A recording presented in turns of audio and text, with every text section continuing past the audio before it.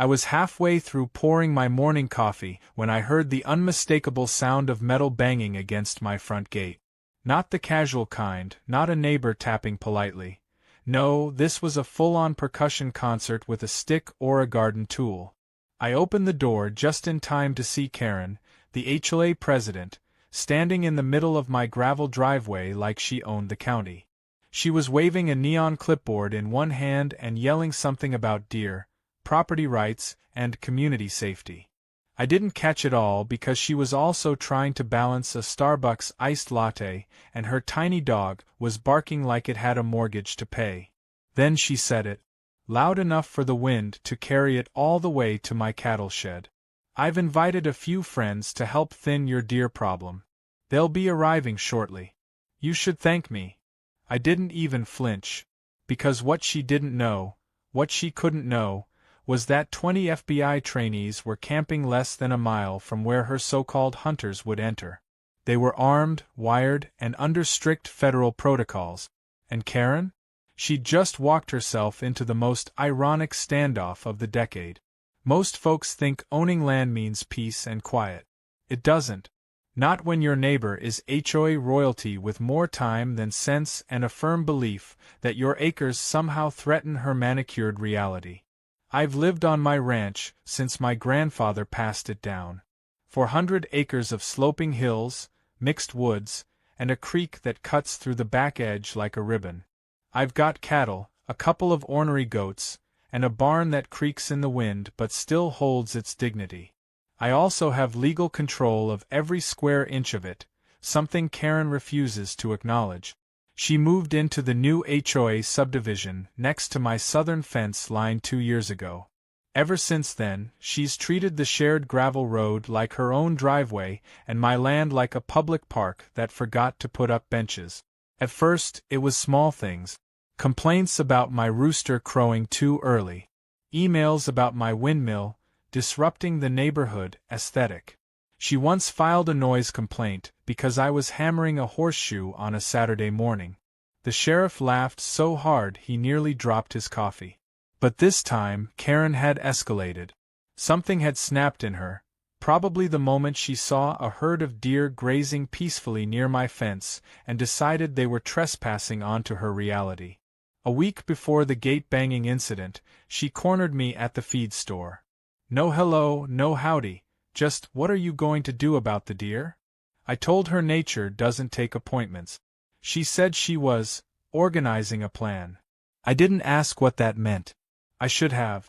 Back at the gate, Karen kept talking, not noticing I hadn't even opened it. She mentioned some HOA resolution passed, in emergency session, that granted her the authority to manage adjacent land for safety purposes. I reminded her for the 100th time that my property wasn't under HOA jurisdiction. She told me I was aggressively uncooperative. I told her to enjoy her latte and not trespass. She shouted something about my reckless wildlife hoarding, and stomped off in her overpriced rubber boots, spilling half her drink on her dog. Now, the important thing about the land behind my barn is that it's not just open pasture or trees. It's where the Bureau's wilderness operations training takes place once every 6 months. I'm under a quiet agreement with the FBI, a sort of handshake deal turned formal, where their field trainees set up hidden camps and run deep surveillance exercises. They practice drone operations, trail tracking, and non-invasive apprehensions. The beauty of my property is its size and privacy. No civilians. No disturbances. The agreement even includes insurance and a healthy monthly check that helps me keep the place running. But the number one rule, printed in bold on every document? No unauthorized civilians, no exceptions. Which brings us right back to Karen and her mysterious friends. Later that afternoon, I sat on my porch swing, sipping what was left of my now cold coffee, watching 2 black SUVs slowly roll up my main road. Unmarked, clean, quiet. I knew who they were. The Bureau doesn't make a fuss, and they don't announce themselves. Agent Clara stepped out, same tough eyes and neat braid she wore the last time. "We got word," she said. "Locals poking around the back trails. Someone from town mentioned an HOA initiative. I didn't even have to say Karen's name. Clara just shook her head and sighed. We'll double the perimeter. Let us know if anyone approaches the gate. I nodded. You're about to get some live training whether you want it or not.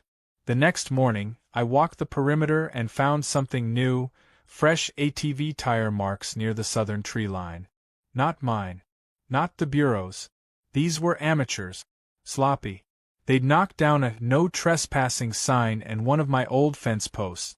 I followed the tracks with my binoculars and sure enough, there was a trio of men in camo standing near a clearing. One of them had a rifle slung too loose over his back, pointing the barrel at his buddy's ankle without noticing. Another had a beer can clipped to his belt. These were not wildlife professionals. These were Karen's friends. By mid-morning, word had spread that someone had seen hunters near my land. Karen posted a blurry photo on the HOA page of a deer with the caption, "Local menace. Taking action today." The comments were a split of neighbors applauding her initiative and others wondering if she had lost her mind. Someone even asked if she had legal clearance. She replied with, "It's been taken care of." I screenshotted every word. Around noon, a neighbor named Todd, former Marine, now retired, drove up to my porch in his old Ford. He leaned out and said, "Hey, just FYI, Karen's got some guys headed toward your West Ridge. She told folks they were part of a state-sanctioned call." I laughed. State-sanctioned? Did she print badges too? Todd grinned. Wouldn't put it past her. I called Clara again. Your guys might want to put helmets on. Karen's sending camo-clad commandos. Clara didn't laugh this time. We're on it. They cross the line, we'll treat it as a breach. That evening, I stood by the barn watching the sun set over the hills. The shadows from the trees stretched long and sharp across the grass. Somewhere in those woods, 20 FBI trainees were blending into the earth, motionless, watching, waiting. And Karen? She was finishing a potluck meeting at the HOA clubhouse, handing out laminated maps she printed from Google Earth, highlighting paths that crossed directly through federal training zones. I knew one thing with absolute certainty. Tomorrow would be the day her fantasy collided head-on with a federal agency. And when it did, the only thing louder than the shouting would be the sound of her entitlement cracking wide open. The next morning arrived with the kind of stillness that only fools take for calm. I knew better.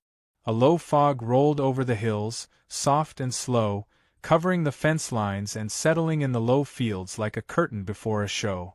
My coffee was hotter today, but the quiet around me felt wired, like the land itself was holding its breath. I had barely taken 2 sips when a gray pickup truck cruised down the gravel road, turning onto the trail that wrapped behind my southern pasture. It wasn't a neighbor. The truck had no plates. No one from around here drives unmarked vehicles unless they're delivering hay or planning something they shouldn't. I stepped onto my porch and watched it stop by the gate where Karen had left her neon clipboard the day before. The driver leaned out, opened the gate without permission, and rolled through like he was headed to a picnic. It was 6:45 in the morning, and trespass number 1 had officially begun. The FBI team knew this might happen, so I didn't panic. Clara and her trainees had been briefed overnight and repositioned deeper into the woods with drone support. The beauty of their camp was that it didn't look like anything. No tents, no fires, no noise. Just people who moved like shadows and carried microphones instead of compasses. I had told her that civilians might try something dumb, but I never imagined they'd be this bold. The truck wasn't alone. A few minutes later, a second vehicle showed up, an old Jeep with a camo wrap and 2 flags mounted on the back. One looked like a hunting club logo. The other was upside down. It bounced across the field as if it owned the soil. Through my binoculars, I watched the group gather near the same clearing I'd seen marked on Karen's printed Google map the night before. 3 men stood beside a folding table, unloading gear. Rifles, scopes, and something that looked like a thermal monocular. None of them wore uniforms. None of them had state-issued badges or any visible hunting tags. That confirmed what I already suspected. These weren't state rangers or conservation workers. These were weekend warriors playing safari on land they had no business stepping on. Karen had activated the neighborhood militia. I didn't confront them. That wasn't my job today. My job was to make sure the FBI had what they needed, that the property lines were honored, and that the world recorded every bit of what was about to happen. I walked back into the house, grabbed the laminated survey map I kept in my drawer, and snapped a photo. Then I texted Clara. "You've got 6 trespassers on the ridge. Unmarked. Armed. Jeep and a truck." I added the photo with a GPS coordinate from my property log. No need for dramatic language. Just facts. A few seconds later, she replied. "We see them. Stand by." Meanwhile, Karen was having a completely different kind of morning. Down at the HOA clubhouse, she was dressed like she was leading a safari expedition: khaki vest, oversized sunglasses, and a new hat that still had the store tag dangling from the side. She greeted a group of retirees with handouts and coffee, telling them that the hunt was underway. Someone asked her if it was legal. She waved the question off and said, "Don't worry, everything's been coordinated. It's technically gray zone land, and we're restoring ecological balance." Another neighbor raised a concern about firearm use near a residential area. Karen responded by claiming she'd spoken to Wildlife Command. No such department existed, of course, but she said it with such confidence that a few folks actually nodded. Back on my property, things started moving quickly. A small drone zipped over the tree canopy and circled once before vanishing again. That was Clara's signal. The team was moving. Somewhere beyond the trees, 20 FBI trainees had surrounded the intruders without a single crunch of a leaf.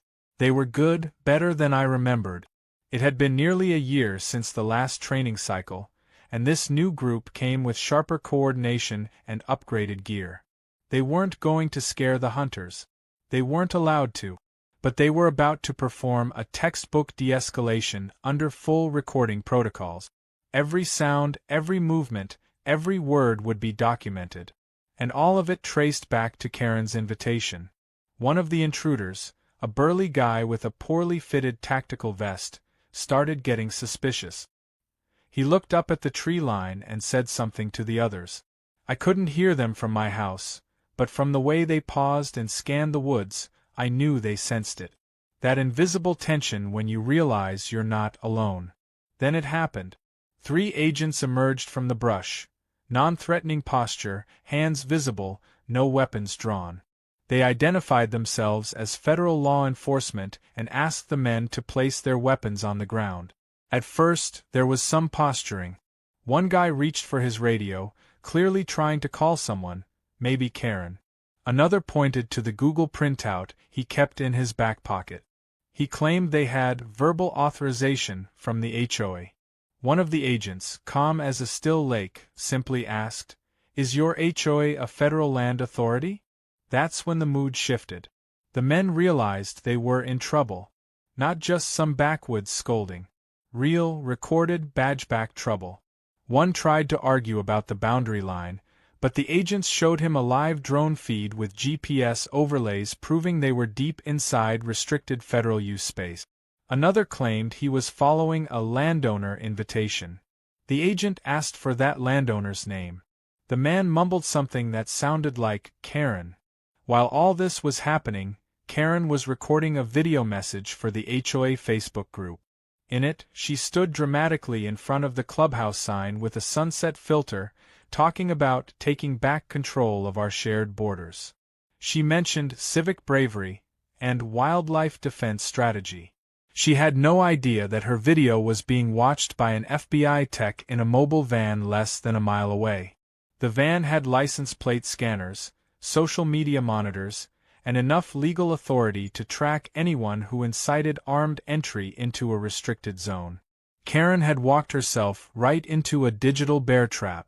When the hunters were escorted back to the trailhead by the agents, none of them resisted. They were shaken.